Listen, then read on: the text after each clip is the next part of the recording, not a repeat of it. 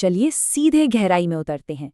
आज के इस विश्लेषण में हम इतिहास के एक बेहद अजीब और रहस्यमयी पन्ने को पलटने वाले हैं। हम बात कर रहे हैं अमाबी की।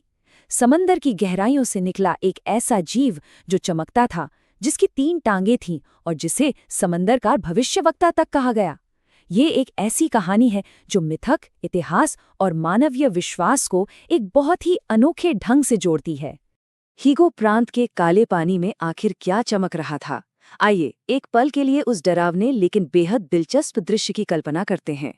जापान के तट पर लगातार कई रातों तक एक अजीब सी रोशनी दिखाई दे रही थी। समंदर के सन्नाटे में एक रहस्यमय चमक जो हर रात लौट आती थी। ये कोई ऐसी आम चीज बिल्कुल नहीं थी जिसे वहां के लोगों ने पहले कभी देखा हो। तो सबसे पहले बात करते हैं इस चमकते हुए समंदर की। हीगो प्रांत के इस रहस्य की शुरुआत आखिर कहाँ से हुई? समय था अप्रैल 1846 का। कई रातों तक उस अजीब सी रोशनी को देखने के बाद आखिरकार एक सरकारी अधिकारी ने तय किया कि वो अपनी नाव लेकर जाएगा और खुद देखेगा कि वहां चल क्या रहा है। ये वो सटीक ऐतिहासिक पल था जब किसी ने इस चमकते हुए रहस्य का आमना सामना करने का फैसला किया। और जब वो अधिकारी वहां पहुंचा तो उस जीव ने क्या कहा? उसने कहा, अगले 6 सालों तक शानदार फसल होगी। अगर कोई महामारी फैले तो तुरंत मेरी तस्वीर हर जगह लोगों को दिखाना। ये उस अजीबोगरीब जीव का अपना परिचय और ऐलान दोनों था। पानी से निकलते ही उसने खुद को एक रक्षक के रूप में स्थापित कर लिया। अगर ध्यान दें तो उस जीव ने जो कुछ भी कहा उसे 3 स्पष्ट कदमों में बांटा जा सकता है।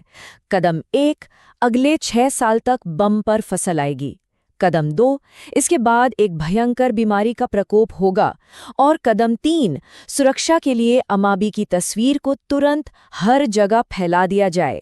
ये निर्देश देने के बाद वो रहस्यमयी रक्षक वापस समंदर की गहराइयों में गायब हो गया।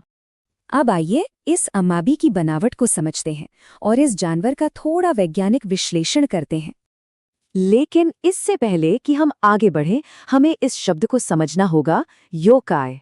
जापानी लोक कथाओं में योकाई अलौकिक शक्तियों, आत्माओं और राक्षसों का एक बहुत बड़ा वर्ग है। अमाबी को भी इसी व्यापक और रहस्यमयी जापानी पौराणिक दुनिया के एक हिस्से के रूप में देखा जाता है। शारीरिक तौर पर देखा जाए तो ये जीव बेहद विचित्र था। ये एक जल परी जैसा था जिसमें इंसान और मछली दोनों के गुण थे। इसके बाल बहुत लंबे थे, शरीर पर मछलियों जैसे शल्क यानी स्केल्स थे, मुंह एक पक्षी की चोंच जैसा था और सबसे हैरान करने वाली बात, इसकी 3 टांगें थीं। और हाँ, ये इतनी तेज रोशनी से चमकता था कि इसे समंदर किनारे से भी साफ देखा जा सके। एक 3 टांगों वाली चमकती हुई पक्षी मछली। लेकिन यहाँ एक बहुत ही मजेदार विरोधाभास है। आहार अज्ञात। हम ऐतिहासिक रिकॉर्ड से ये तो बिल्कुल सटीक जानते हैं कि इस जीव की टांगों की गिनती 3 थी, लेकिन किसी भी रिकॉर्ड में ये नहीं बताया गया कि ये आखिर खाता क्या था। सच में ये इतिहास का एक छोटा सा मजाकिया पहलू है। खैर, अब बढ़ते हैं महामारी और इन सुरक्षा ताबीजों की तरफ और इस मिथक के पीछे के असली संदर्भ को समझते हैं। 1800 के दशक में हैजा जैसी भयानक बीमारियां दुनिया भर में फैल रही थीं और लोगों की जान ले रही थीं। उस दौर के मध्य तक इस खौफ के बीच बीमारियों से बचाने वाले योकाई ताबीज़ों की भारी मांग पैदा हो गई। यही वजह थी कि 1846 के अंत तक अखबारों ने अमाबी की लकड़ी के ठप्पे वाली तस्वीरों को छापना और बांटना शुरू कर दिया, जो उस वक्त समाज के लिए एक तरह का बहुत बड़ा मानसिक सहारा बन गई थीं।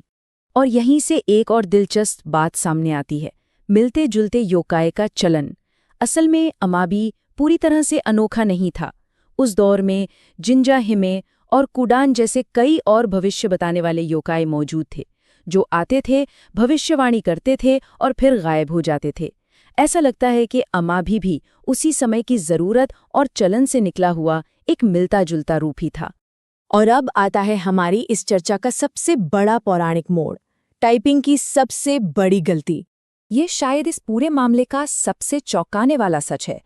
एक पौराणिक रक्षक के रूप में इतनी भारी प्रसिद्धि हासिल करने के बावजूद पूरे लिखित इतिहास में अमाबी को देखे जाने का केवल एक ही रिकॉर्ड मौजूद है, सिर्फ एक, इसके अलावा कुछ नहीं। अब इसे ध्यान से देखिए। एक तरफ अमाबी है जिसे केवल एक बार देखा गया, और दूसरी तरफ एक और जीव है जिसका नाम है अमाबिको, जिसे कई बार देखा गया था। अमाबिको भी 3 टांगों वाला पानी का जीव है और वो भी बिल्कुल वैसी ही अच्छी फसल और बीमारी की भविष्यवाणी करता है। ये सारे सबूत सीधे तौर पर इस बात की ओर इशारा करते हैं कि ये दोनों असल में एक ही जीव हैं। तो आखिर इसका मतलब क्या हुआ? ऐतिहासिक दस्तावेजों के मुताबिक अमाबे शायद एक साधारण टाइपिंग की गलती हो सकती है, या फिर ये अमाबिकों का ही एक क्षेत्रीय रूप हो सकता है। जी हाँ, ये बिल्कुल संभव है कि 19वीं सदी के अखबार में अमाबिकों की स्पेलिंग गलत छप गई हो, जिसे एक महान पौराणिक रक्षक माना गया। सोचकर देखिए, वो शायद इतिहास की सबसे मशहूर स्पेलिंग मिस्टेक थी। और ये तथ्य हमें एक बहुत ही गहरे सवाल पर लाकर खड़ा करता है। अगर एक साधारण सी तस्वीर किसी वैश्विक महामारी के दौरान लोगों को सुकून और हिम्मत दे सकती है, तो क्या सच में इस बात से कोई फर्क पड़ता है कि उस भविष्यवक्ता का नाम सिर्फ एक टाइपिंग की गलती थी? ये हमें सोचने पर मजबूर करता है कि संकट के समय में साझा कहानियों और मानवीय विश्वास की ताकत कितनी बड़ी होती है। क्या पता हमारे ऐसे कई मिथक ऐसे ही किसी छोटे से इत्तेफाक से पैदा हुए हों। यही इस रहस्य की सबसे खूबसूरत बात है।